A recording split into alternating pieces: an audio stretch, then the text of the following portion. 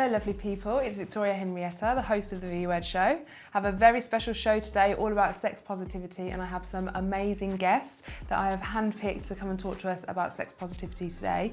So I'm going to start with Cassie, please, if you'd like to introduce yourself. Of course.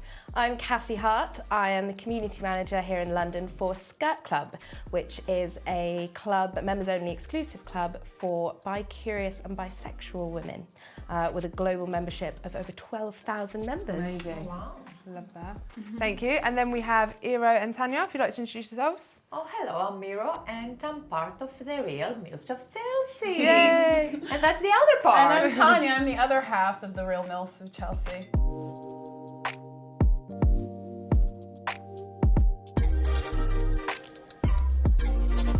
Thank you for joining me, ladies. I have been following you guys online, and I feel like your voices, your messages, what your club stands for is something that's really important. I've been teaching for about 10 years, especially in my teaching career as well as sort of day to day. I notice women are expected not to be sexy, or if they are sexy, they're too sexy, or they're not sexy enough. We just kind of can't win. So I wanted to have a discussion about that, and I think the first thing we need to discuss is, why do you think we actually need to be sex positive? So could we start with you, Iro? Yes, of course. I mean, being sex positive, that means that you embrace your natural biological code. We are feminine, right? Our feminine energy is sexual energy. Yeah. So you have to show your real sexual energy. I think that we live in a time where we are getting rid of this whole idea of having to please men with our sexiness. I think up until now, there's been a real pressure on women to be sexy and to be sexual for the male gaze. And I think we're moving away from that, and we're realizing the power of our own sexuality and sensuality. It's a pivotal moment in history, I feel like. I agree. I'll come back to that actually. What about you, Cassie? Did you- Absolutely, I completely agree. I mean, at Skirt Club, we have this phrase where we say from bedroom to boardroom, which essentially means that any woman who embraces her sexuality in the bedroom and feels liberated and curious enough to explore that either with a partner or by herself can take that out into her daily life. Because once you boss that and you own that, you can do absolutely anything. The thing about being liberated sexually as well is that it's such an intimate thing, whether you are experiencing it with a partner or it's something you're doing on your own. It's so intimate and so internal that if you are able to connect to your sort of inner sexual goddess, like you say, it does ripple out across the rest of your life because you're confident and you know yourself very intimately. Exactly. It's an element of self-care. It's about prioritizing yourself. Especially as women, we tend to put ourselves last in everybody and every area of our lives. We're always taking care of people, whether it's a partner, a friend, your children, family, whatever it might be, right? So we put ourselves last. But when you take that minute to take care of yourself and your own needs and your own desires, you can be really liberated, and you can actually end up being the best version of yourself for all those other people who are relying on you. I think historically speaking, women have always been carers, you know, and we carry that energy, we carry that mothering and that nurturing energy. It's a part of who we are. But if we're not protecting that energy, if we're not looking after it, then we can't be the best versions of ourselves, and then everyone suffers because a lot of the time people are under our care. Exactly. This energy can turn straight to a dark energy. The minute you don't take it out, because what is sexual energy is creative energy. And that's all start like from the second chakra, is all about creativity. If you don't embrace your sexual energy, you lose your creativity. And that means basically you can't walk forward. You don't go forward.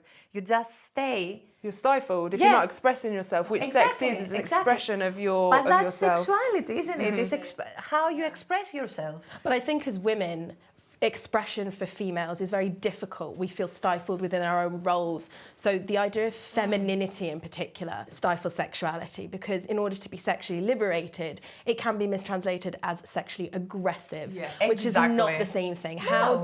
How can you be feminine and sexually progressive and curious and discover your own self and your own authentic self that you're taking care of without being aggressive and being too in your face and being too out there? So there's a balance to be made there. But do you feel like, you said, you talked about aggressive, I feel that society makes us feel that if you are out there and you're like super sexual, you come across as aggressive, but it's no aggression around it. It's just that being assertive. That's the problem that women have. I don't know if you've seen the video. I posted it on my Instagram from Girls magazine, and it's all about how women are expected to behave. So you're told to behave a certain way, and if you do behave that way, you're probably shamed for that. But then if you behave in the opposite way, you're shamed for that as well. Yeah. You know, your skirt is too short, your skirt is too long, you're frumpy, you're too sexy, you're aggressive. You're you just always can't win. in a lose-lose scenario, and that's how we grow up. That's what we know that whatever you do, you're gonna be blamed. Right, so you may as well be yourself. Exactly. Well, that's very true. Yeah. May as well be yourself. What have you got to lose? Someone's always got to have something to say. So. Always. Exactly. Yeah. Always.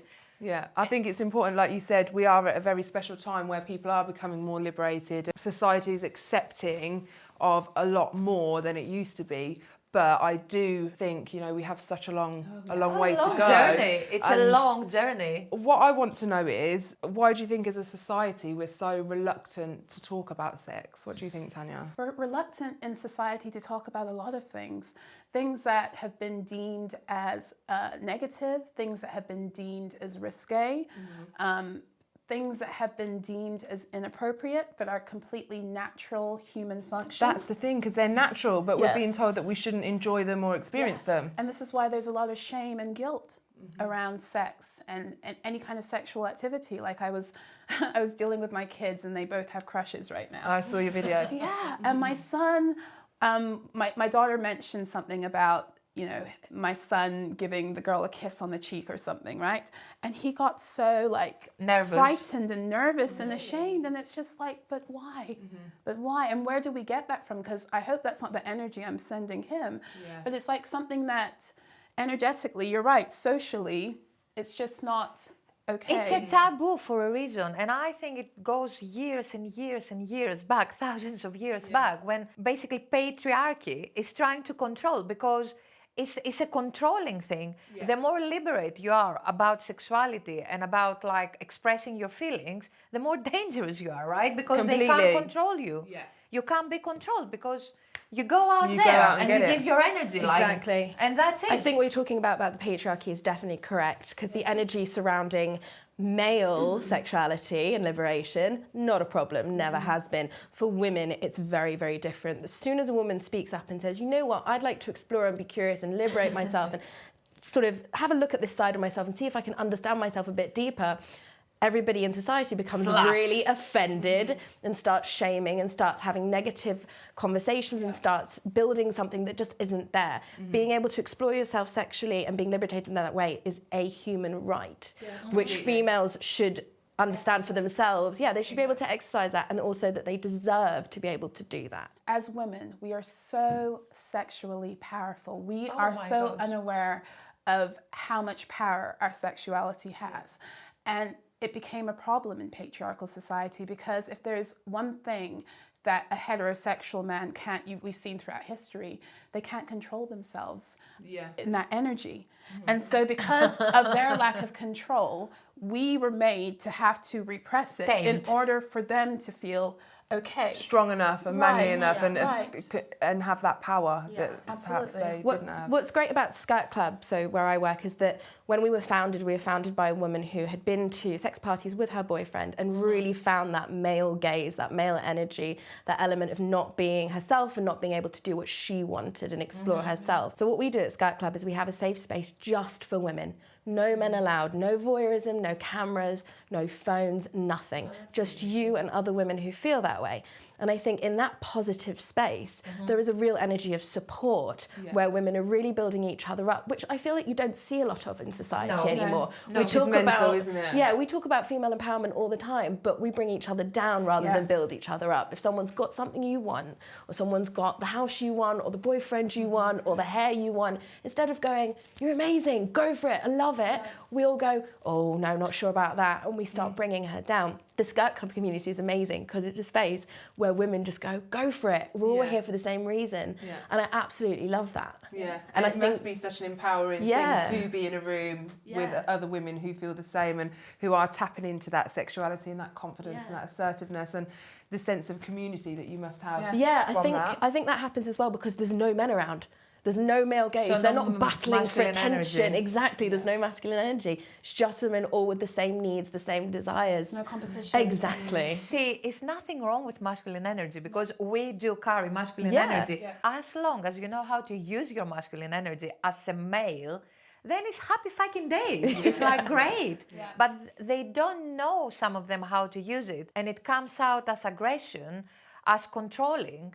And that's where things going wrong. And that leads me back to slut-shaming, which is something Exactly. I want to talk about. Me too. So I've been teaching for about 10 years, and that is like one of the first go-to cusses for kids. They're like, oh, she's a slut. Straight away, it's the first thing, Yeah, right? boys say it to girls, and girls say it to other girls. girls. And I have a real problem with girls bringing each other down like that anyway.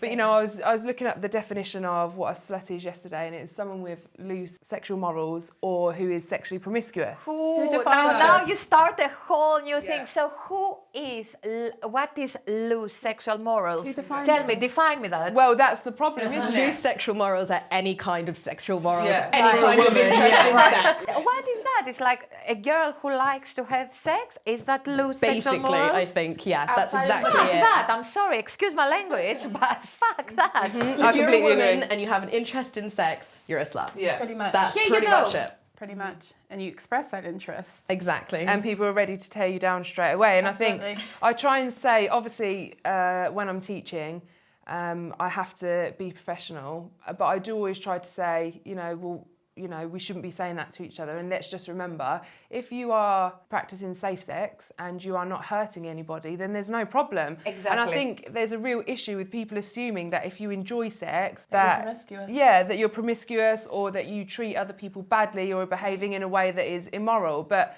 the main thing is you are, protecting yourself when you're having sex and you're having it for the right reasons. If you're going out and you're sleeping around because you're, I don't know, Seeking perhaps you're validation. insecure. Yeah, you're seeking validation, you're seeking companionship, you're seeking a sense of love that perhaps you didn't have. You have an issue there that is completely separate to sex and you're trying to fill it using sex. And that is unhealthy. But if you're going out and you're having sex because you enjoy sex and you and the other person are consenting and you're there for the same reasons, then go it's for not a it. problem. Go Yeah. have fun. You Enjoy give- yourself. yeah. I think that's the issue is that women, we need to be saying to women, like all of us sitting here today, you want to have sex, be safe about it, enjoy yourself, go for it, have fun. The women who come to Skirt Club do exactly that. They take hold of that sexual curiosity and they go for it. And I cannot tell you how happy it makes me when I walk around a Skirt Club event and I just see women like unashamedly, uninhibited, enjoying themselves and just going for it in this safe space that we created because you just don't see that. And imagine what life would be like if everyone had a better education on sex. Better education. Yeah. I think that's where it starts, right? And that women learn to say no, for example, from an early age. If Yes. they Because I feel felt- like women if they- don't know. Yes, that is spot on because if you say no as a young woman, oh, you're the difficult one. If you You're say frigid. That's what we say, if you're frigid. If you're saying yes, you're a slut, but you need to be in that space that you know why you say no and you know why you say yes. But that comes from education because when you are 14, 15, 16, you don't have your shit together. I don't have my shit together now. Yeah, thanks. I'm still trying. It's so funny though, because I feel like that links back just to women in general, the idea of saying no. Yeah. When do you say no? I was talking to my girlfriend about this the other day and she was saying, my friends want to hang out. I'm exhausted. I've been tired from work. I just want to hang out with you. And I said, say no. Boom. Just say no. And She said, what apologetically. excuse shall I make? I said, don't make an excuse. Just say no. Yes. And she found it really difficult to say no. And I feel like as women, as caregivers, like we were saying, and Yeah, exactly. prioritising everyone else, we find it really difficult to say no and put our own needs first. And that then translates into the bedroom, into the sexual energy that we're giving. So once again, if you say no to your friend, no to hanging out, no to being their bridesmaid, whatever it might be, does that mean that then we take that into the bedroom and we find it difficult to say no when it comes to sex? Do you think that women find it difficult to receive a no? To So receive say, a for no. example, if you were to ask That's your a friend to good be a bridesmaid and they said, you know what, I'm not in the right frame of mind or I'm not feeling good, how is that person then going to react? I think that's also part of the problem. It is because it's you don't difficult want the to bad tell it. reaction, right? Yeah, I feel like as women, because we build closer relationships, right? Women are close. So close. We talk about everything. We talk about our fears and our lovely things that are happening and our love lives We and our weed parents. together. Like, Exactly. Yeah. Exactly. Together. Why Yeah. do three of you need to go together at the same time? Yeah. And we bunch buddy in the bathroom at all times. But women are close like that. So yeah, I feel like when you say no to your friend for some reason, or your family, whatever, You feel like letting them down. It feels like, you feel like you're letting them down, which we hate because we want to juggle it all. We want to do it all. We have the capacity nowadays to be able to wear trousers and go and do the jobs that men do and do everything. So if we drop a ball, we feel like we're doing something wrong. So again, I feel like it is difficult to receive a no. You feel sort of personally like you're not by it. But that's a good practice, like, not only for girls, for men as well. And my son is the best teacher. He's a king of saying no. He king of saying no. He doesn't feel like it. He will say in your face, no. Tanya asked him the other day if he would like to lend his dinosaur costume for Lemmy, and he was like, no. It's like, that's okay. No, because he didn't feel like it. But me, being like the traditional Greek mom, I would take him in the corner and say, no, you can't say no. You have to lend it because he's your friend and you're going to hurt his feelings. I'm exactly the same as that, See, but I didn't. I looked at Tanya and I said, like, he doesn't want. And she was cool with that. But another mom, probably she wouldn't be cool with But that. it is a fine line, I think, there with things like that, because obviously you do have to teach your children to share and or care. to be kind. But then it's, do I just teach them that through demonstration or do I teach them by physically forcing them to take those moments?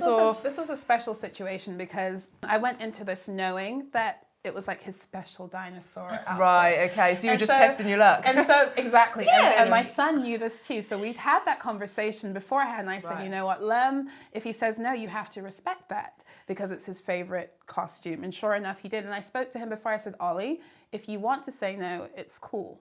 You know, because but I'm learning how to let my children express what we deem in society as being negative emotions. How sorry to interrupt, but how special is that though, that you're giving your children that safe space to explore themselves, to say no or to talk about how they feel? Because I'm very much a controlling person. I think it's because I suffer with anxiety. I'm very much, there's too much noise, or turn the TV down, or don't say that, or don't behave like that, or don't do this. And I'm really trying to you're let go. acknowledging that. And that's like the first step to sort it out. Exactly. I have my struggles with depression and anxiety too, and I can fall into that mode in 2 seconds flat.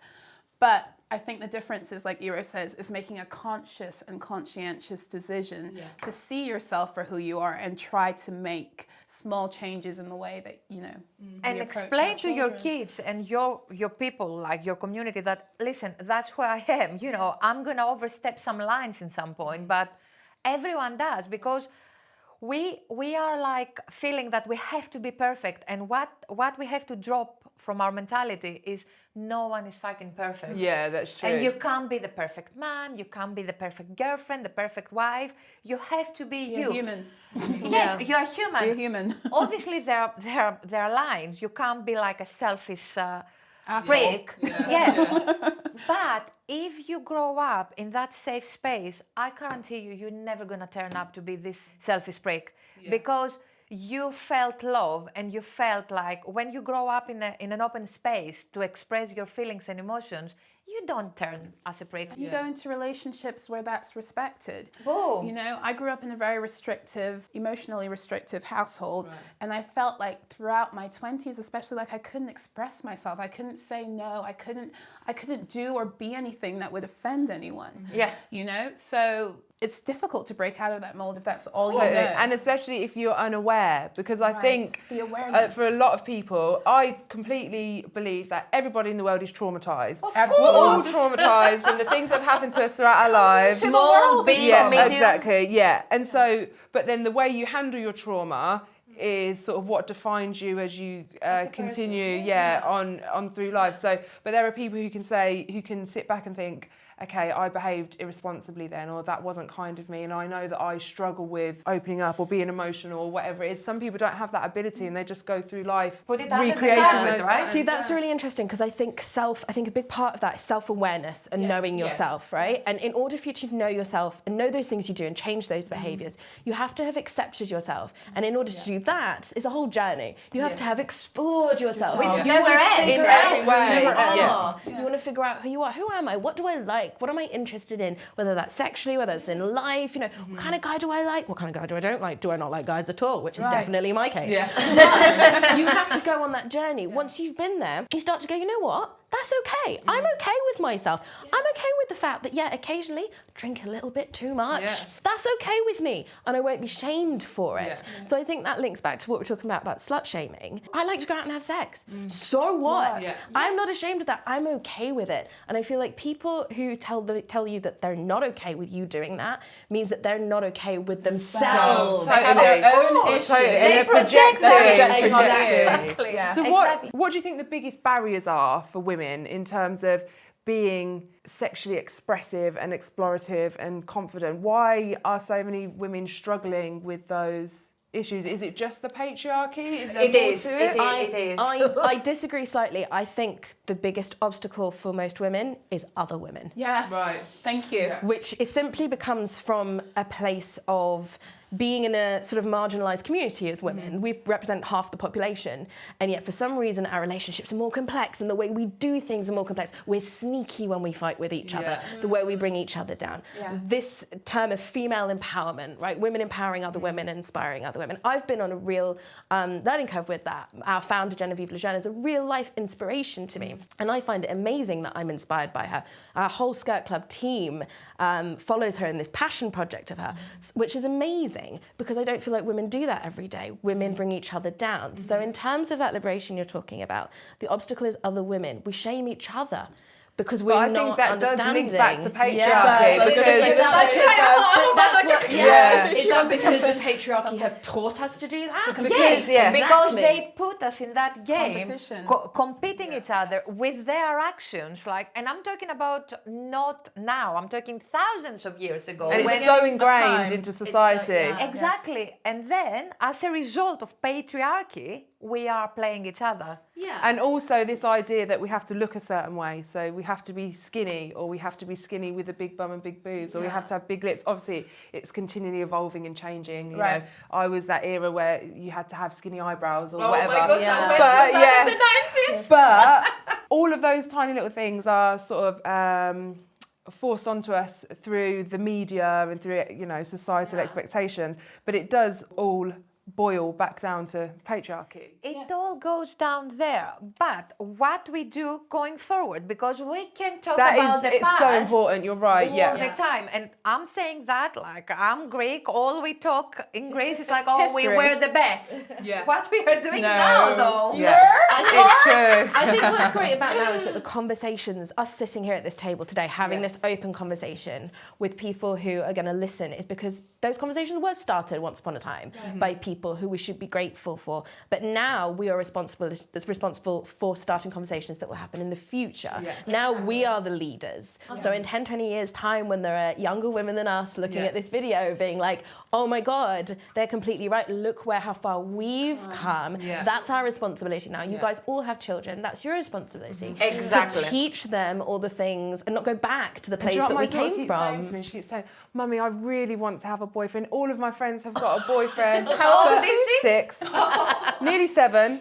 Add that on there. She's 7 and she's desperate for a boyfriend. She keeps saying, because when I have a baby, I don't want to be on my own and And she's very desperate for that relationship. And I keep trying to drum into, obviously she doesn't listen because she's only 6, but keep trying to drum into her that you don't need a relationship to be happy, and a relationship is the last thing you need, because right now what you need to focus on is your relationship with yourself. Yes, exactly. And she does say, now she's really clever, and she'll be like, Mummy, I've thought about it. I do love myself, and I know who I am, and I think it's time that I got a boyfriend. I'm like, oh, I'm ready. God, yeah. No. So it's very interesting, but I do continually try and teach my children how to love themselves and how to love one another, and to focus on looking after the planet, or being kind to each other, and hopefully over time, as when they become adults, they will be self-assured, confident young people. But it's so difficult. But even those ideals They're hard to maintain. Yeah, they're aren't coming they? out, but the societal ideals, they're coming out through a 6-year-old. She thinks she should have a boyfriend. I love that word that you just use, kind, to be kind, because I think kindness is something that we're really lacking in society. Yes. I said to my girlfriend, she was at work and she ran into somebody who was clearly just in a bad fucking mood and had got out the wrong side of bed. And she came back and she told me about it. And I went, you have no idea what that person has been through that morning. Yeah. You have no idea what she's dealing with at home or in her own personal life. So go back tomorrow, and when you talk to that person, be kind and see what happens. Just take a second, take a breather, stop putting so much pressure on everyone. Try and walk a mile in someone else's shoes and see how that ends up for you. And she went back the next day and she said, oh my God, we had a great chat. She's doing all this stuff for me. I get her now. And I said, that's what kindness is. When you take a minute to go, you know what, we're all going through something, like you said, self-acceptance, self-care, liberation, discovery, exploration, whatever it might be. And traumas ongoing. Traumas that are ongoing. Yeah, when we take that minute to look at each other and go, you know what, you've got trauma, I've got trauma. How about, instead of bringing each other down about it, we help each other and we're just ego kind. thing. It's so difficult, I think, because your ego, you get so offended. They were so mean to me. Perhaps they don't like me. And you're not having the conscious thought about it in the moment. But if you were to actually be reflective about it, you'd think, okay, I was upset because I thought that they didn't like me, or whatever it is. It's that ego being damaged that you can't take. Ego, like you mentioned ego, which obviously everyone has ego, their egoistic side. But when it comes to women, like ego fear is the same thing, right? And women, we are in a fear mode every day. Men, they don't get that. That's our biological code. We are in fear. Everything. We are worrying about everything. Planning, protecting, continuing. And most of the time, the things that we're worrying about aren't even for us. They're not even for us. They're for other people most of the time. It's that caring thing that's built into our code. But don't you think, like, if people, and some women, they don't even understand that. Like, if you ask some women, like, all this strong, independent, that's how they present themselves. If you ask them if they are in fear, they say no. But subconsciously, because they are. They repressed it, just like we repress our sexuality. Women, we're taught to be superhumans. We're supposed to be everything to everyone. And have the face on, the pretty, accepting, pretty, face, sexy, kind, fantastic housewife, great cook, great nanny, great teacher, great chauffeur. Never gets tired. Never has a bad Superhuman. But this is what I love about my job is the space we have at Skirt Club is literally what happens when you close the door and you're just a bunch of women. And you know what happens at most Skirt Club parties? Is talking, is chat, is understanding, is not feeling isolated. I feel like a lot of women feel isolated. They feel alone in these worries. They feel alone in themselves and these concerns that they have. And sometimes when you put a bunch of women in a room together and you just see them talk, at Skirt Club I know for a fact that leads to attraction because it leads to understanding. Relating. Exactly, relating, exactly. And all of that builds up and then they feel that they're able to be sexually liberated in that space. It's a safe space. And I feel like that can translate into the real world for women. This is the importance of the story. We spoke about, you know, how so many people have come before us and it began with a conversation. We live in a time now where we're so accessible. We have social media. We can use any kind of outlet.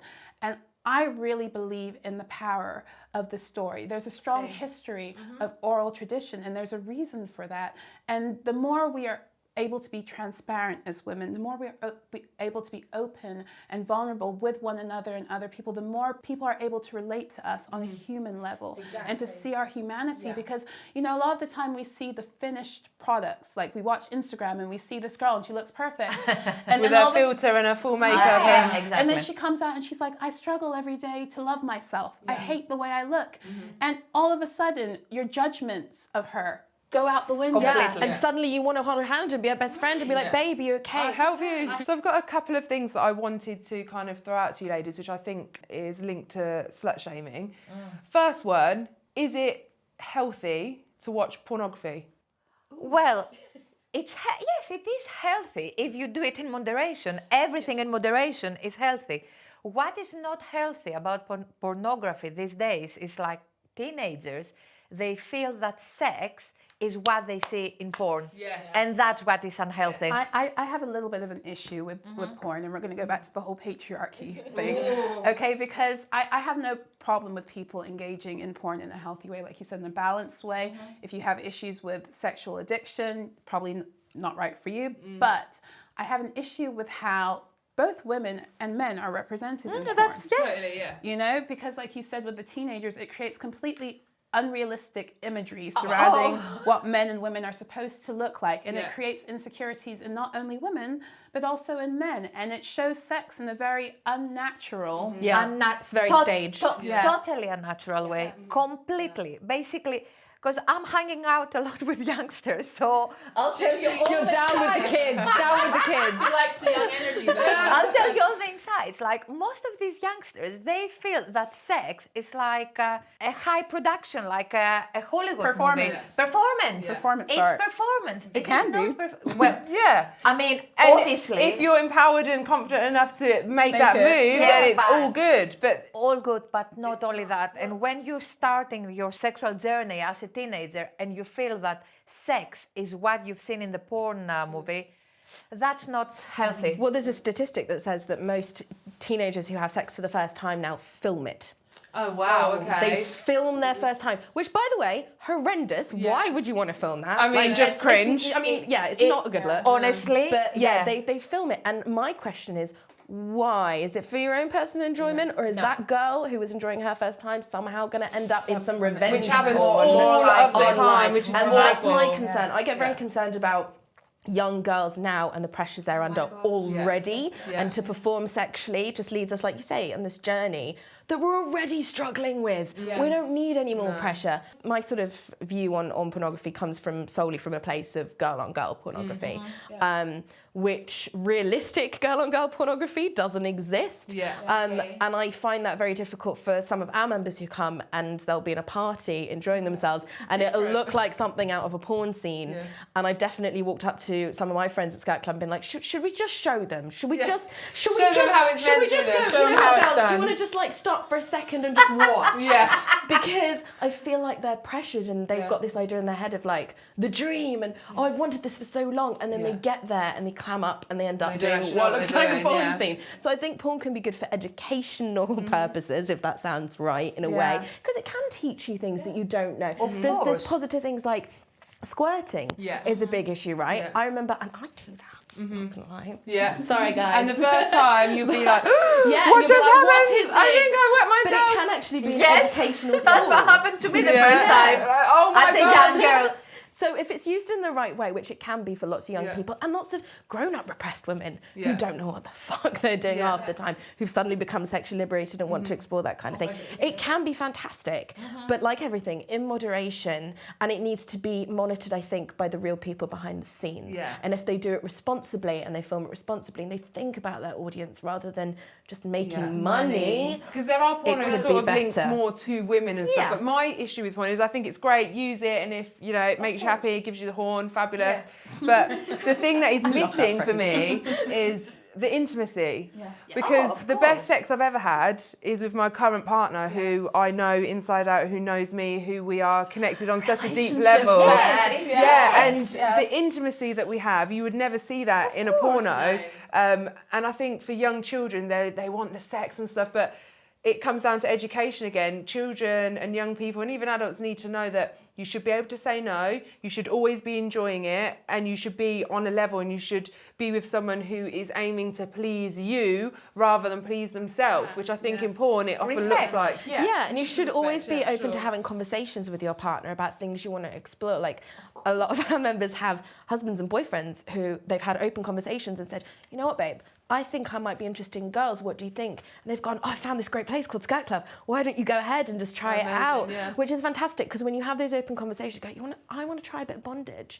I want to try a bit of this. How about we keep the lights on? That would be nice. Like, so I can see you. You know, but when you have those conversations, that's where it can be really great in getting to know your partner. So sometimes for me, I think a great film sex scene is better than porn. Without a doubt. So I think we're all kind of agreed that porn can be positive, but there are underlying issues, especially with a lack of education for the people that are consuming the pornography. Do you think there is an age-appropriate sexuality? Oh my gosh, fuck no. Good. Good answer. Because I think a lot of people are like, oh, they still have sex. Oh God, they're so old, or whatever. No. But not. I mean, obviously not children, but Yes. you know. But no way.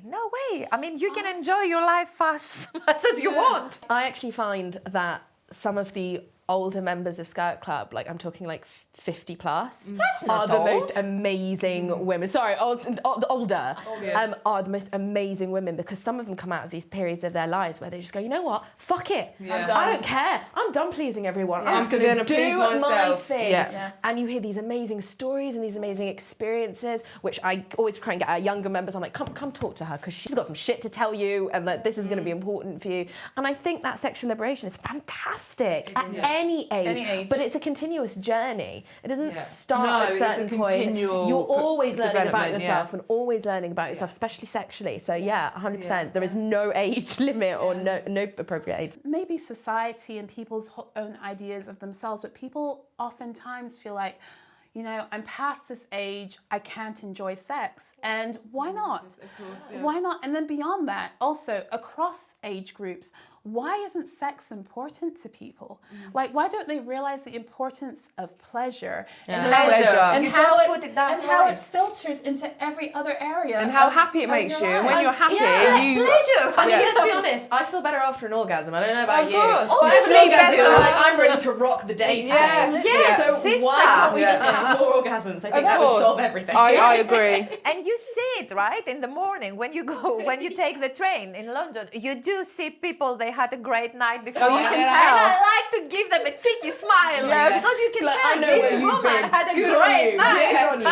You can pick up on that energy. Totally. Obviously, we're talking about sort of, is it okay to be sexual or sexy as an older person? Do you think the legal age for sex is a good number at 16? What is it 16? 16? I think it's quite appropriate. If anything, I would like to maybe make it like maybe 17 or 18. Yeah, I would say a little because bit. I think say that's so the too. that's the period when you're starting to like leave the nest, and fly off and do your own learn, thing and learn. But then I wonder if, again, like with anything, if you restrict something, there are See, always going that's to be my people worry. It will make it even worse instead of doing it for the right reasons. But I think if you're going to have sex anyway, you do, regardless of age. So people lose their virginity before 16, but there are some people like, I'm going to wait till I'm 16, and they get to 16, like, I must have sex now. That was me. But I feel like, maybe if you get to 18... I went on a quest to lose my you're virginity. like, yay! Well, I did as well. Yes, actually. And I lost my virginity when I was 17. Yeah. So you waited a whole year? Yes. And was that by choice or was that... It was by choice, actually. Because I think as well, a lot of young people, especially working in schools, I see, they're so desperate to lose their virginity. Yes. And I think, honestly, babe, when you lose your virginity, it's probably going to be shit. It was shit. Yeah, let's just wait until you find someone who actually I had no floats your interest in sex. Right. I was in no rush. I mean, I went to an all-girls school at the time, so Me too, that was my problem. Probably explains everything. But I was in no rush. I was more focused on sort of academia and getting into a good university and stuff, which were my priorities at the time. But I know a lot of my friends were really in a rush, and I think there's very little that's like sacred like that. Like once it's gone, it's gone. Exactly. And then so if the advice I would give is like, some kids as well are really mature and some aren't. So if you feel like you're ready, then go for it. And if you're empowered through knowledge and you're having those conversations with your parents and your friends and you feel like you know that you actually with your if there's any parents. kind of pressure from anyone, from your friends, from a guy, from a girl, from a teacher, from the media industry, from any of it, stop. And it causes trauma because you have an experience which isn't enjoyable, and that then carries on to maybe the next time you have sex, or you might be panicking, or you might abstain from sex for a long time, or perhaps it sends you on a bit of a... It can colour your whole sexual experience. Totally. So I think it's really important. I think if I would give like an advice for young people, it's like before you go and have sex, just explore yourself by yourself. Yes. And self-love, and especially for girls, because you go out there and you have it in the back of your head that you need to please that guy, otherwise, oh my gosh, what a big shame not to please that guy. But if you know yourself, like you know what you like, everything flows.